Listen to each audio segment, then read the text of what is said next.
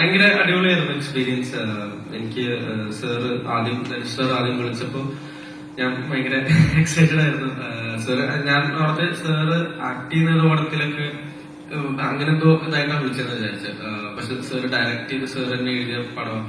അപ്പൊ ഭയങ്കര നല്ല എക്സ്പീരിയൻസ് ആയിരുന്നു. കാരണം സാറ് നമുക്ക് അഭിനയിച്ച് കാണിച്ചത്. അപ്പൊ അത് ഭയങ്കര രസമാണ്. എന്നിട്ട് നമ്മളത് റിക്രിയേറ്റ് ചെയ്യാനുള്ള കുറച്ച് ബുദ്ധിമുട്ടാണ്. പക്ഷെ ഭയങ്കര രസമായിരുന്നു. സാർ നമുക്ക് സമയം തരും, എല്ലാം ഡീറ്റെയിൽ ആയിട്ട് പറഞ്ഞു തരും. അപ്പൊ ഭയങ്കര ജോളിയായിരുന്നു. ഞങ്ങൾ എല്ലാവരും എപ്പോഴും ഒരുമിച്ചുണ്ടാവും. അപ്പൊ ഭയങ്കര അടിപൊളിയായിരുന്നു.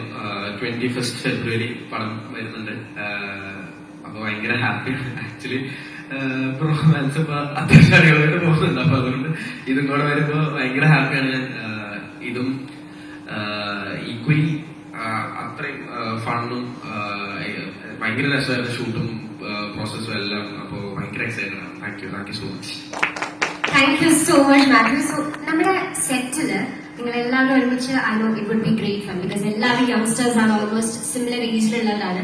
എന്തെങ്കിലും ഒരു സ്പെഷ്യൽ ഇൻസിഡന്റ് ഓർമ്മയുണ്ടോ? Like to say funny incident or most memorable thing, അങ്ങനെ എന്തെങ്കിലും ഷെയർ ചെയ്യാൻ ഓർമ്മയുണ്ടോ? ഓർ നിങ്ങൾക്ക് ആർക്കെങ്കിലും ജോയിൻ ചെയ്യണമെന്നുണ്ടെങ്കിൽ you can share it together also, that's fine. ഇല്ല, എല്ലാം ഭയങ്കര രസമായിരുന്നു. ചിലത് പറയാൻ പറ്റത്തില്ല. ഇല്ല, പക്ഷെ ഭയങ്കര അടിപൊളിയായിരുന്നു. ഷൂട്ട് ഡേയ്സ് കുറവായിരുന്നു. ഒരു 40 മൊത്തം ഷൂട്ട് ഡേയ്സ് അത്ര ഉണ്ടായിരുന്നു. പക്ഷെ ഒരു ഇത്തിരി സമയമെടുത്ത ഷൂട്ട് ചെയ്ത്. അപ്പൊ ഞങ്ങൾ ഇങ്ങനെ ഇടയ്ക്കിടയ്ക്ക് മീറ്റ് ചെയ്യും.